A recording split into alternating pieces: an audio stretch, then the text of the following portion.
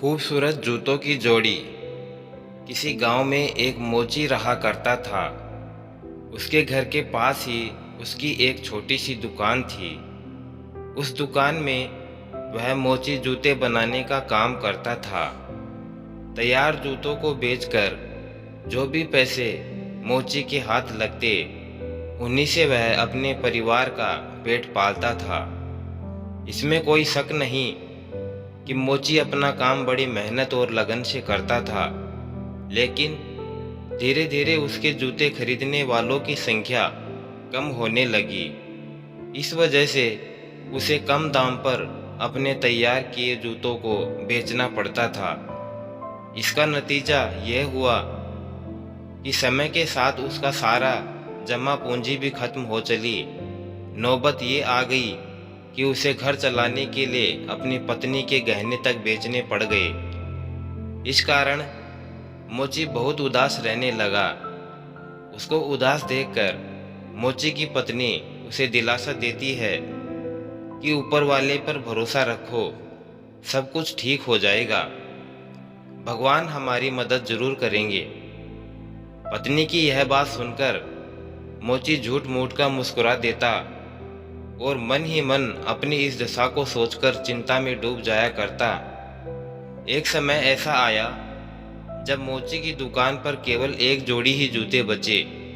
इसके अलावा उसके पास और जूते बनाने का सामान भी मौजूद नहीं रह गया था। वही मुश्किल इस बात की थी कि उस एक जोड़ी जूते को खरीदने वाला भी कोई नहीं आ रहा था। जब कई दिनों तक उन जूतों को खरीदने कोई ग्राहक नहीं आया, तो मोची उन जूतों को लेकर बाजार की ओर बेचने चल दिया। बाजार में मोची के जूते बिक गए। जूते बेचने के बाद जो पैसे मिले, मोची ने उससे घर का जरूरी सामान खरीदा और घर वापस आने लगा। लेकिन तभी अचानक रास्ते में उसकी नज़र एक बूढ़ी अम्मा पर पड़ी। वह औरत बहुत भूखी और बीमार लग रही थी। इसलिए मोची ने कुछ पैसे उस बूढ़ी अम्मा को दे दिए। अब उसके पास और जूते बनाने के लिए सामान भी नहीं था।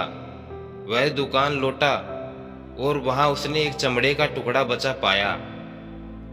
उस टुकड़े से केवल एक जोड़ी जूता ही बना सकता था।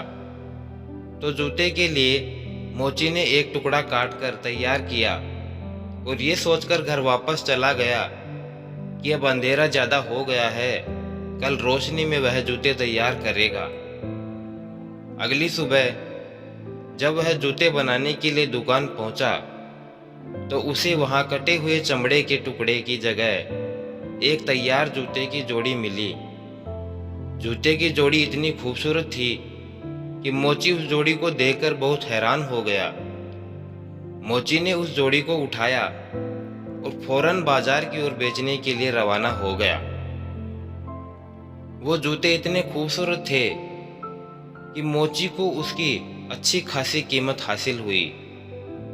यह सोच मोची बहुत खुश हुआ और हासिल हुए पैसों में से उसने कुछ पैसे जरूरतमंद लोगों को दिए। बाकी जो बचे उससे उसने जूते बनाने का सामान लिया। उस रात उसने 5 जोड़ी जूतों के लिए चमड़ा काट कर रख दिया और घर चुपचाप वापस आ गया। अगले दिन सुबह उसे फिर से वहीं हूबहू 5 जोड़ी खूबसूरत जूते तैयार मिले। उसने घर आकर ये सारी घटना की पूरी जानकारी अपनी भाग्यवान को बताई। मोची की पत्नी बोली, देखा, मैंने कहा था ना कि भगवान हमारी मदद जरूर करेंगे। ऊपर वाला सब कुछ देखता है, उसका ही किया है कि कोई नेक दिल हमारी इस तरह से मदद कर रहा है। अब तो रोज जूते के लिए और ज्यादा चमड़ा काट कर छोड़ने और अगले दिन बने बनाए सुंदर जूते पाने का सिलसिला ऐसे ही चलता रहा। धीरे धीरे मोची की स्थिति सुधर गई और उसने अच्छी खासी पूंजी पैसा भी जमा कर लिया। तभी एक दिन मोची की पत्नी बोली कि क्यों ना हमें एक दिन किसी रात को रुककर पता लगाना चाहिए कि हमारे लिए इस तरह से जूते कौन तैयार कर रहा है। यह सोचकर मोची और उसकी पत्नी रात को चमड़े का टुकड़ा छोड़कर दुकान में रुक गए। तभी उन्होंने देखा कि 3 बौने आदमी खिड़की से दुकान में घुसे और खुशी खुशी जूते बनाने लगे।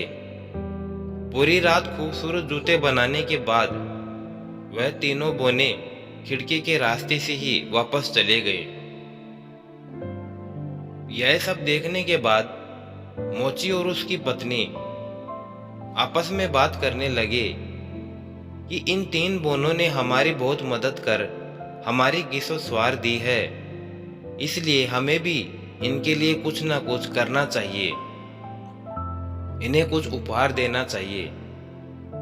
इस पर मोची ने अपनी पत्नी से पूछा, भाग्यवान बताओ, आखिर इन्हें ऐसा क्या दिया जाए जिससे इन्हें खुशी मिले।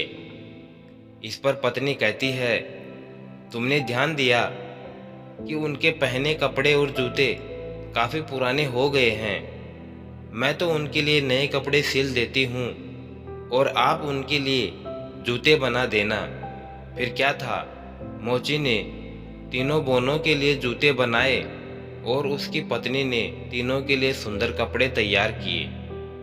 बाद में उन्हें ले जाकर दुकान में रख दिया और उस रात उन्होंने उन बोनों के लिए चमड़े का टुकड़ा नहीं छोड़ा।